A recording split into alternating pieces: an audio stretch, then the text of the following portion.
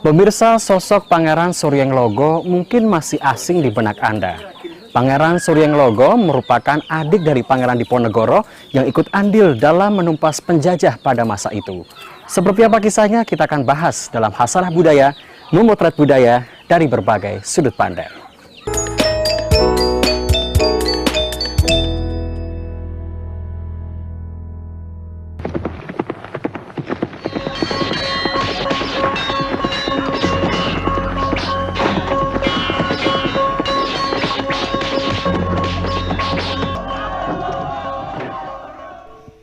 Sejarah mencatat, Perang Diponegoro atau Perang Jawa dikenal sebagai perang yang menelan korban terbanyak dalam sejarah Indonesia, yakni 8.000 korban serdadu Hindia Belanda, 7.000 pribumi, dan 200.000 orang Jawa serta kerugian materi 25 juta gulden.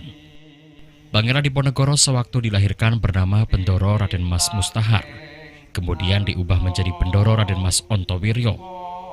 Sementara nama Islamnya adalah Abdul Hamid. Setelah ayahnya naik tahta, Bendoro Raden Mas Ontowiryo diwisuda sebagai pangeran dengan nama Bendoro Pangeran Haryo Diponegoro. Perang Diponegoro atau Perang Jawa diawali dari keputusan tindakan Hindia Belanda yang memasang patok-patok di atas lahan milik Diponegoro di desa Tegalrejo. Tindakan tersebut ditambah beberapa kelakuan Hindia Belanda yang tidak menghargai adat istiadat setempat, serta eksploitasi berlebihan terhadap rakyat dengan pajak yang tinggi. Hal ini membuat Pangeran Diponegoro semakin muak hingga mencetuskan sikap perlawanan sang pangeran. Namun tidak banyak yang tahu, Diponegoro tidaklah berjuang sendiri. Di balik sosok Diponegoro ada beberapa tokoh penting yang memegang kunci perjuangan Pangeran Diponegoro dalam melawan penjajah. Salah satunya adalah Pangeran Adinegoro, sang adik dari Pangeran Diponegoro, yang kemudian diangkat sebagai patih dengan gelar Suryenglogo. Dalam bahasa Jawa, Suryenglogo mengandung makna cahaya di medan peperangan. Memang tidak banyak literatur yang membahas kiprah Pangeran Suryenglogo atau lebih dikenal dengan nama Eyang Suryenglogo. Namun, bukan berarti sumbangsi dan perjuangan Eyang Suryenglogo dalam Perang Diponegoro kecil. Dengan mempertaruhkan nyawa, Eyang Suryenglogo bersama Pangeran Diponegoro dan penderek-penderek lainnya berjuang mengusir penjajah demi mempertahankan kedaulatan dan kehormatan negeri. Pemirsa, siapakah sosok sebenarnya dari Pangeran Suryenglogo dan apa kiprah beliau pada saat menumpas penjajah? Saya sudah bersama dengan putra wayah Romo Hadi Suryo, yakni putra wayah dari Pangeran Suryenglogo. Mari kita sapa Romo Hadi Suryo, apa kabar? Alhamdulillah, sehat-sehat. Alhamdulillah, baik juga ini Romo. Romo, ini berbicara soal Pangeran Suryenglogo ini, pemirsa di rumah kan cukup asing dan juga mungkin masih belum tahu. Sebenarnya sosok dari Pangeran Suryenglogo itu siapa sih? Iya, di sini saya membawa sedikit catatan untuk pengingat-ingat dari kidung dari keluarga kita bahwa beliau itu nama kecilnya adalah Mas Kusumo Wijoyo, yaitu putra dari Sinuwun Rojo atau Sultan Hamengkubuwono III. Ibunya bernama Puspitolangen. Nah, seperti itu. Kemudian beliau itu diangkat menjadi pangeran pada tanggal 6 Desember 1822. Di serat ini disebutkan Jumat Pahing Rabiul Awal tahun J 1750 Jawa. Jadi itu nama Pangeran Hadinegoro waktu itu masih di namanya Pangeran Hadinegoro. Kemudian ketika Pangeran Diponegoro itu meluncurkan terjadi Perang Jawa, kemudian beliau itu ke Gua Selarong setelah dalam Tegalrejo itu dibakar oleh company. Yang pertama menyusul adalah Pangeran Hadinegoro tadi, yaitu adiknya Pangeran Diponegoro tadi, disertai 40 mandung, pengawal pribadi, dan 200 prajurit bersenjata senapan. Ini bisa dilihat di Babad Diponegoro, Pupuh 22, Asmorondono nomor 16. Di kitab Kidung Suryenglogo disebutkan Pangeran Hadinegara tumuli nyendikani dawuh Kang Raka. Weh suka biyantu praptane.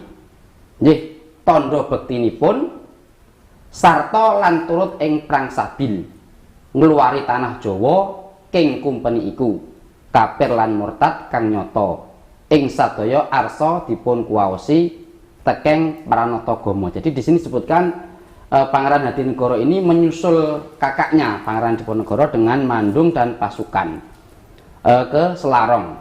Kemudian dalam Pupu Asmara Ndana di Babat Diponegoro yang selanjutnya nomor 15 itu beliau diangkat menjadi patih dan diganti namanya menjadi Pangeran Suryenglogo Sabilullah. Begitu Mas Husain ya. Oke, berarti Pangeran Suryenglogo kalau secara silsilah merupakan putra dari Hamengkubuwono ketiga. Hamengkubuwono ketiga. Iya. Baik. Kalau Suryenglogo, Pangeran Suryenglogo atau yang lebih sering dikenal dengan Pangeran Hadinegoro, itu kan ada hubungan dengan Pangeran Diponegoro. Iya. Hubungan seperti apa sebenarnya? Oh iya. Di sini beliau itu diceritakan hubungannya begitu dekat karena begitu Pangeran Diponegoro ini ke Selarong, beliau mungkin kirim gandek atau utusan ke adiknya agar segera menyusul, dan beliaulah yang pertama menyusul dengan prajurit reguler, dan kemudian di babat ini juga disebutkan beliau itu diangkat sebagai Pramudeng Pupuh atau patihnya Pangeran Diponegoro. Di samping itu memang di adat di Mataram itu untuk memperkuat tali persaudaraan atau tali kerjasama itu biasanya akhirnya nanti saling berbesanan gitu Mas. Zaman kuno seperti itu. Jadi Pangeran Diponegoro aku menikahkan putra mahkotanya Pangeran Adipati Anom kepada putra Pangeran Suryenglogo. Jadi mereka itu besanan juga, kakak beradik meskipun lain ibu, satu ayah, kakak beradik, besanan dan diangkat jadi patih. Jadi secara politis dikasih jabatan sebagai patih, dijadikan besannya, terus mereka sama-sama berjuang untuk mengusir penjajah Belanda dari tanah Mataram, tanah Jawa pada waktu itu. Oke, Romo, ini kan ada hubungan yang sangat dekat ya antara Pangeran Diponegoro dan juga Pangeran Suryenglogo. Iya. Nah, tapi mungkin pemirsa di rumah juga bertanya-tanya, lebih dikenal orang-orang lebih mengenal Pangeran Diponegoro dibanding Pangeran Suryenglogo. Kenapa itu? Ya, itu kalau kita baca Babat Diponegoro itu sebetulnya nama Pangeran Suryenglogo itu di awal-awal seringkali disebut di babat-babat itu. Pada waktu pertempuran Remame, pada waktu peristiwa-peristiwa besar, beliau hadir terus. Bahkan ketika Bupati Magelang dan itu perang di Remame itu yang menerima laporan Sentot dan Pangeran Suryenglogo itu. Jadi di babat di awal-awal disebut, tapi kemudian setelah pertengahan babat sampai akhir itu beliau tidak disebut di Babat Diponegoro. Dikarenakan ini adalah kecerdasan dari Pangeran Diponegoro itu. Kecerdasan seperti apa itu, bisa diceritakan ke pemirsa di rumah? Iya, jadi begini, kalau Pangeran Diponegoro kan nulis babatnya itu kan beliau dalam pengasingan, dalam penjara. Otomatis yang bisa memberikan tinta, memberikan kertas pada waktu itu kan Belanda. Pangeran Diponegoro nggak bisa belanja kertas kan waktu di penjara kan seperti itu ya, ya seperti itu. Jadi kalau beliau itu nulis bahwa ini adik saya yang namanya Pangeran Suryenglogo ini adalah patihnya saya, besan saya, di mana putra mahkota saya itu saya suruh meneruskan perjuangan saya. Dia berkedudukan di Kampung Telogo di Mbagelen seperti ini, pasukannya sekian, ya Belanda enak tinggal membaca, oh tangkap beliau di sana. Padahal waktu itu beliau masih meneruskan perjuangan Pangeran Diponegoro. Jadi itu adalah strategi Pangeran Diponegoro itu di babat itu yang ditulis.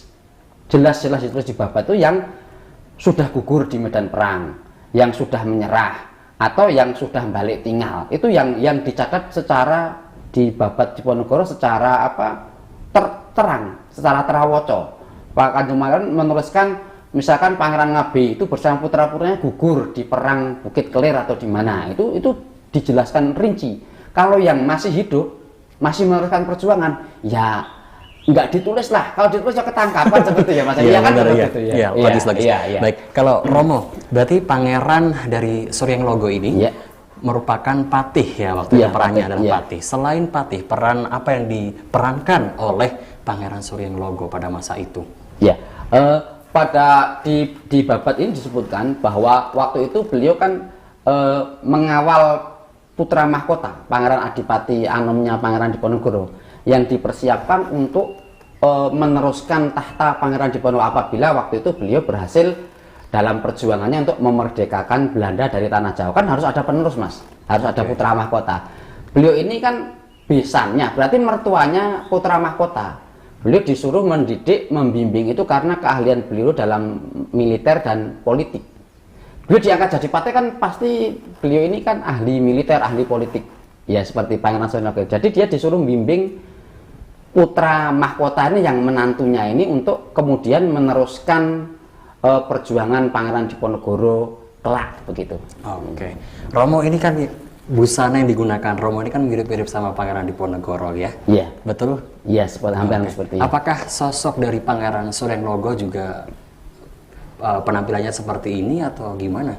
Ya, dari sesepuh kita menerima penggambaran sosok beliau itu sebagai seperti ini sandangannya. Jadi Laskar Diponegoro yang laskar reguler itu memang busananya tuh rompi serba. Jadi ada percampuran antara budaya Timur Tengah Turki dengan budaya Jawa.